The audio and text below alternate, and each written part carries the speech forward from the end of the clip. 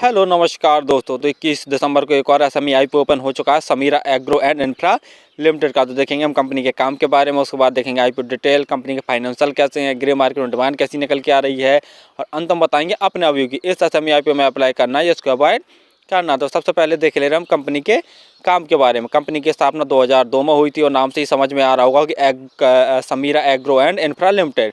तो company agriculture और infrastructure से ही रिलेटेड है।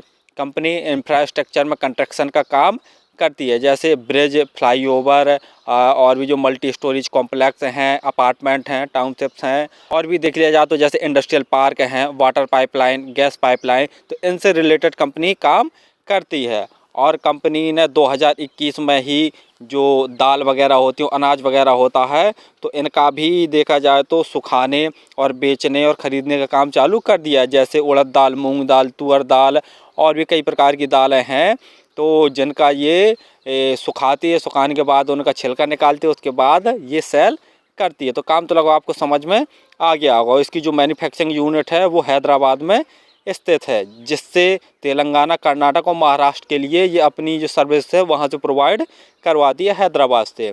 तो काम तो समझ में आ गया होगा कि इंफ्रास्ट्रक्चर का है और दूसरा एग्रीकल्चर से रिलेटेड है। चलिए अब देख ले रहे हम आईपीओ की डिटेल के बारे में। आईपीओ 21 दिसंबर को ओपन हो चुका है और 27 दिसंबर तक यह ओपन रहेगा। प्राइस बैंड देख ले रहे हैं तो 180 रुपये पर शेयर का प्राइस बैंड रखा गया है।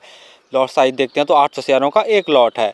और टोटल इशू साइज देख ले रहे हैं तो 62.64 करोड़ इसका टोटल इशू साइज रखा गया है। और पूरे के पूरे फ्रेश इशू अर्थात नए शेयर ये कंपनी जारी करेगी। लिस्टिंग डेट देख ले रहे हैं तो 28 दिसंबर इसकी लिस्टिंग डेट है और 29 दिसंबर को आपके पैसे रिफंड आपके अकाउंट में वापस आ जाएंगे यदि आपको आईपीओ अलॉट नहीं होता है। तो जो क्रेडिट डेबिट संबंधी मैसेज होते हैं उनसे ही पता चल जाता है कि आपको आईपीओ अलॉट हुआ है या नहीं हुआ है। और लिस्टिंग डेट 1 जनवरी रखी गई है। रिजर्वेशन में देख ले रहे हैं मार्केट मेकर के लिए 5.29% का रिजर्वेशन। अदर्स में हमारे जैसे एचएनआई कैटेगरी के लोग भी आ जाते हैं तो उनके लिए 47.36% का रिजर्वेशन रखा गया है। रिटेल भाइयों के लिए भी 47.36% का रिजर्वेशन रखा गया है। रिटेल कैटेगरी में यदि आप एक लॉट अप्लाई करते हैं तो आपको 1,44,000 रुपये खर्च करने पड़ेंगे। रिटेल कैटेगरी में मैक्सिमम आप एक ही लॉट अप्लाई कर सकते हैं। यदि एचएनआई कैटेगरी में अप्लाई करना चाहते तो कम से कम आपको 2 लॉट अप्लाई करने पड़ेंगे और उसके लिए आपको 2,88,000 रुपये खर्च करने पड़ेंगे। आईपीओ आने के पहले जो इनकी प्रमोटर होल्डिंग थी वो 97.49% थी। आईपीओ आने के बाद इनकी प्रमोटर होल्डिंग 69% बचेगी।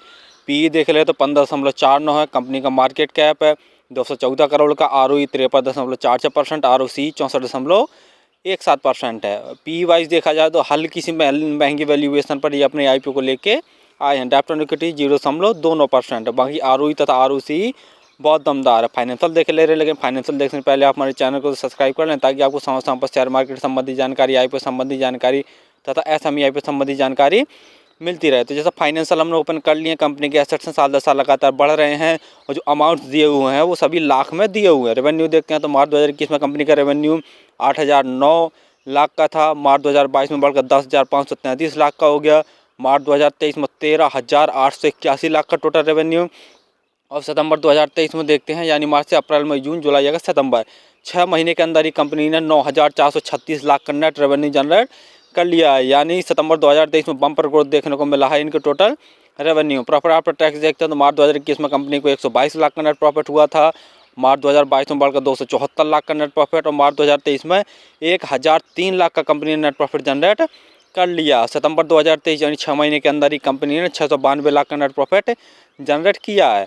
यानी नेट प्रॉफिट में भी साल दर साल बम्पर ग्रोथ देखने को मिल रहा है। नेटवर्थ भी साल दर साल बढ़ रही है। रिजर्व देखते हैं तो मार्च 2021 में कंपनी का जो रिजर्व था 178 लाख का था और सितंबर 2023 में कंपनी का रिजर्व 1,726 लाख का हो गया। बोरोइंग देखते हैं तो मार्च 2021 में कंपनी के ऊपर 75 लाख की बोरोइंग थी और सितंबर 2023 में इनकी बोरोइंग देखते हैं तो 323 लाख की टोटल बोरोइंग हो गई है। यानी टोटल बोरोइंग बहुत नाम मात्र ही है, जब भी चाहेगी अपने टोटल रिजर्व से चुका सकती है। जीएमपी ग्रे मार्केट प्रीमियम देखे ले रहे हैं तो अभी तक ग्रे मार्केट में कोई भी डिमांड निकल के नहीं आई है। फाइनली हमने देखा कि जो कंपनी है इंफ्रास्ट्रक्चर, कंस्ट्रक्शन और एग्रीकल्चर से रिलेटेड कंपनी है। तो काम तो कंपनी का सही है, डिमांडिंग वाला है और फ्यूचर ग्रोथ के हिसाब से ठीक ठाक है। दूसरा देखे ले रहे हैं कि कंपनी को कंपटीशन बहुत ज़्यादा मिलने वाला है कि इस प्रकार की कंपनियां जो शेयर मार्केट में बहुत सारी लिस्टेड है। तीसरा, कंपनी के फाइनेंशियल बहुत दमदार है। साल दर साल इनके टोटल रेवेन्यू में ग्रोथ देखने को मिल रहा है और प्रॉफिट आफ्टर टैक्स में भी ग्रोथ देखने को मिल रहा। पी वाइज देखा जाए तो थोड़ा सा महंगी वैल्यूएशन पर ये अपने आईपीओ को लेके